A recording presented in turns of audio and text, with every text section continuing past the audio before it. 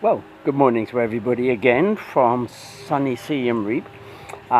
Just a couple of days left before I go and make my trip to Myanmar, so I thought I'd carry on with these introduction videos, background videos of all about myself before we actually get to Myanmar.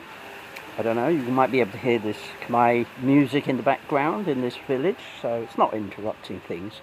For this little video, I've actually called upon ChatGPT to create a few pictures to explain what this video is all about, because my drawing is terrible and ChatGPT can do it much better.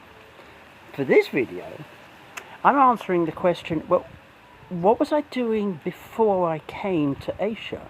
Because I'm British, so obviously I was in the UK. So let me explain the background, a little bit about my early background and career. I'm actually the youngest of three sons, three brothers. My two elder brothers are hugely more intelligent than me and smart. They both went to Cambridge University. One of them was personally tutored by Steve Hawking, the guy, the disabled guy in the wheelchair, about cosmology and space, and they used to go on lecture tours together. And my brother was the interpreter when Steve Hawking's speech got very, very bad and nobody could understand him. So they've had and my eldest brother worked for the British government for all of his career, doing radar mathematics, so two very smart people. I was lazy as a kid. At school I was lazy, and my interest though was in electronics and technology. And as a hobby, I became involved in pirate radio in the days back in the 70s, when radio there wasn't a great choice of radio stations, and so I enjoyed building the radio transmitters and heaven forbid acting as the disc jockey, the DJ. And that included, as ChatGPT will show you now, sometime working on an offshore radio station in the stormy North Sea. Which was well stocked with beer and rice and peanut butter and not a lot else.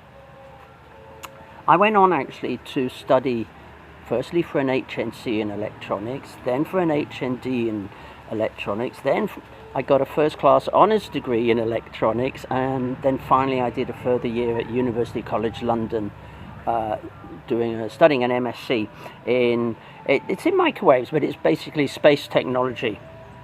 And after that I worked for a number of years as a rocket engineer or rocket scientist. I worked for different companies designing equipment for rockets, especially communication systems, and designing parts for satellites, weather satellites, scientific satellites, television satellites, and so on. It was very interesting. This was in the 1990s, and I travelled all around Europe working for different companies, doing this very well paid job. In the late 1990s, mobile phone technology started to take off, and so I actually set up my own one-man band business, writing software and doing technology for mobile phones. It was a business called Phone Data, and I worked on my own with a little bit of input from my middle brother, and it was very successful because I had some good ideas at the time. Don't know where they came from. And eventually I was able to sell my business, just me and my software algorithms, to the British company called Psion, Psion. I went to work for them as the chief technology officer, designing smartphones as they were just sort of coming out, smart mobile phones. And this was great work. I thought, well, this is how my future career holds for me. Designing scientific equipment for space, or designing and building equipment for mobile technology. All look great. All look absolutely great. And then there was an unknown change. What came along that completely changed my life. I'll tell you about that in the next video. See you soon.